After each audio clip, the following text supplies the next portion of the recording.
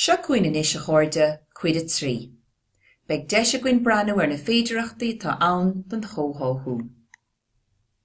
Tá sé tábhachtach an cheiste car, cén fá go bhfuil an car chuige cóháite, cólárnach agus go tábhachtach dúin fad. Well, chun taú leis an bhoghlaim, takeíonn gach scialtanga a chéile. Brahan na snáithine a chéile. Más fí ré go bhfuil na snáithine ag bra a chéile, tá sé intaige gur cheart gombeach gach scoláire gníomhach agus lárnach ina bhoghlaim féin. Déan for I léirúir seo bail beag. An bouta seo an fócas ná cóthú. Cad é de féidirachtaí eicins tú féin chun cuidas na tarí bhoghlaime chóthú watha leis an bhoghlaim a chur chun cín. Nu, bhfuil éon gné de chóthú na dorthaí bhoghlaime bhálaat ceiste cur orin fuhi. Agus an isise chóirde meafar na bhoghlaime. A ceap fuair Gaeilge na srathasúisirí chun cóthú a bhíonú bhealach físiúil, seo chuaimh an chrit. Seo simbal náisiúnta na hÉireann agus an noraigh ránaí mar an mana ceol na tanga, chun dá leis mar síon Gaeilge tanga rúchais na hÉireann. Fecinn sibh an seo frám an na huirlise. Tá strucht dú láidir an grit, tá sí dentas aimid, agus tá sí nán seasamh gan ghraim láimhe a bheith irthaí. Fémar a chorlaíonn is struchtúir trí an tánach é, sé sin le rá tá trí héamhéir. Go siombalach mar sin seasant an crit do thrí chnáithe na sonraíochta. Commerceáid, an chos ada an mrahan an dá héamheile. An dara taobh nó feasach tanga agus chultúrtha. Agus an tríú taobh nó féin easacht an ála móra. Anis, cad a thorlóch do muinfuoi éon ceantas na taobhanna den chrit, an strucht do láidir bheach an na hiile. Mar sin, cíimiid go bhfuil na taobhanna an difriúil an na chéile ach tá siad go bra go chumlán a chéile. Agus ní féidir lo seasamh ina néanaar. Tá láidreacht na crite ag bra an tríú héamh a bheith gramathe le chéile. Is álaigh do chnáithine na sonraíochta. Is fearr a healmhóig an scoláire an álaim atá gceist leis na snáithine, mar chuirtear an álaim sin chun cín bhealach chóháite an trí náithe le chéile.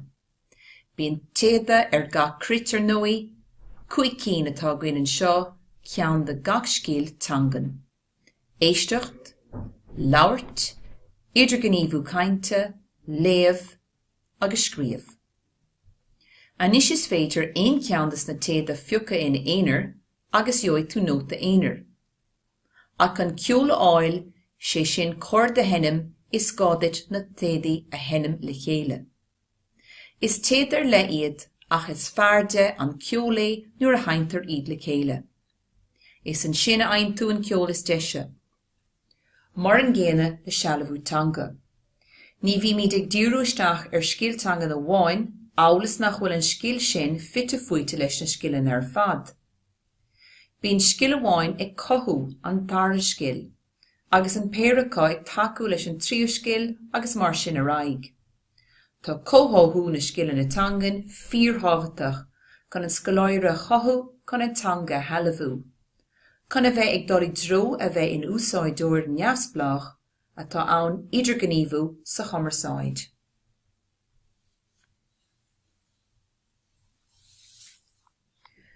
Tóga mí sin is tar a bhoghlaime 1.4, ábhar agus faoin si éisteachta a ránú agus roinnt ag úsáid technoliaachtaí digitacha. Tá memí sé géirí tar a bhoghlaime eile ránú chun an álaim cóháite chur chun cín, cén tar a bhoghlaime eile a bheoch rúnach béidir. Béidir tar a bhoghlaime 1.10. Teach san na díse aimsiú agus úsáid chun taide dhéanamh. Ag cothú feasachta I le chultúir na tanga 2.6, gnéithe de chultúir na Gaeilge ránú agus taide dhéanamh irthaí agus í a chur a láthair chlí nuálach ráthach. Feicimid an seo tarí fáilme 1.10 agus 2.6 cóháite leis. Tá nasc a bháin idir an dóthar a fáilme seo ná go bhfuil taide lúte iontu a réin.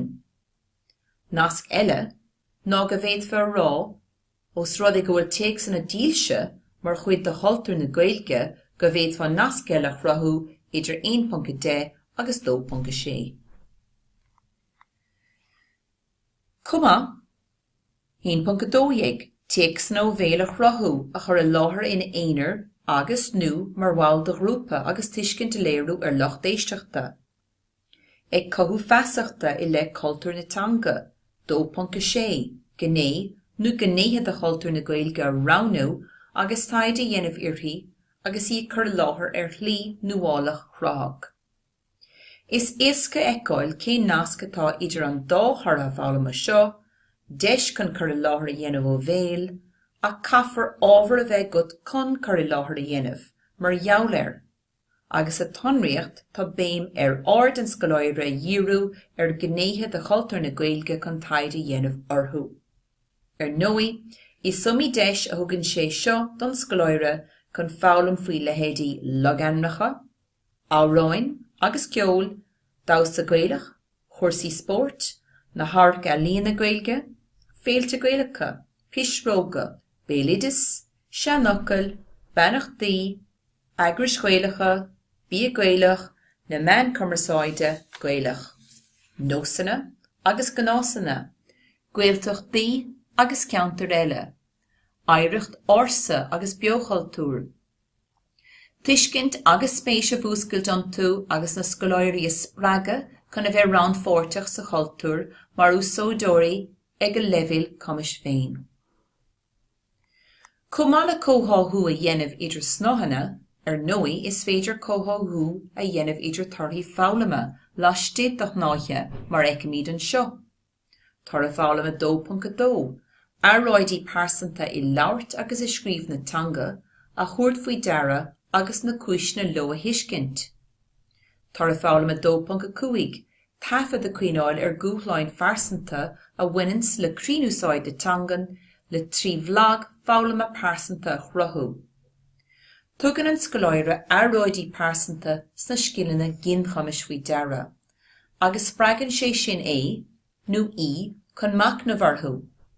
Dírear an grinne sa Herbert agus tafa de cuineáil ina lug a fáilme mar jaall an aiste fáilme seo. Anis, an bhecinn tú féidireachtaí nó deisina den chóthú idir na tarthaí fáilme seo a leanas? 2.2 Tafa de chuineáil gúthláin farsanta a bhainins le críúsáid na Tanga, trí bhlag fáilme pásanta a chruthú.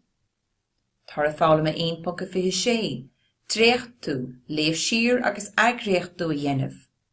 Agus cumá, tar a fáilme 3.2 Úsáid a bhaint as eisiolalas mar álamór chun aimimena fáilme pásanta legan amach.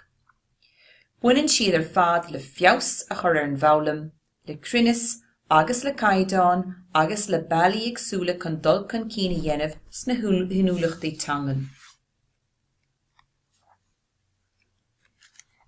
Tá go leor síomh na Gréasáin is féidir úsáid chun taú leat an cur chuige cóháite a chur chun cín sa nobar ranga agus nobar bháile.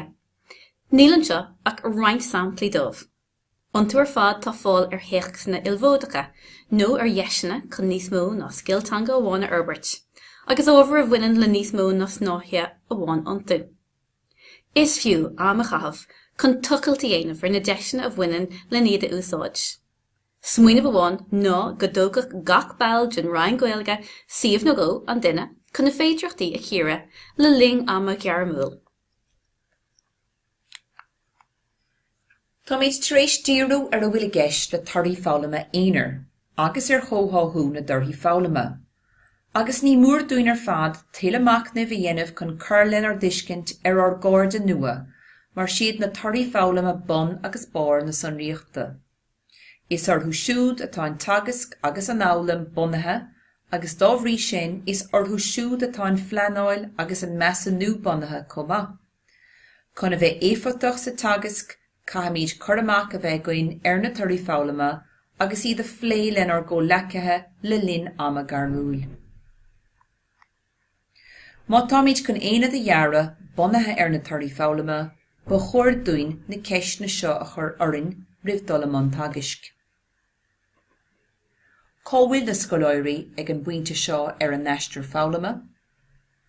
Cá meid siad ag deireadh an éad fáilme? Conas a racha si dain? Agus cén cuí a méid is againn go bhfuil si dain. Agus tar éis dún na ceisna chur orin, tá próisis ránathe i gceist maidir le ránú na dorthaí fáilme. Tá si tábhachtach úsáid éifigeach a bhaint as an ann garlamúil i gcaitheamh na bliana.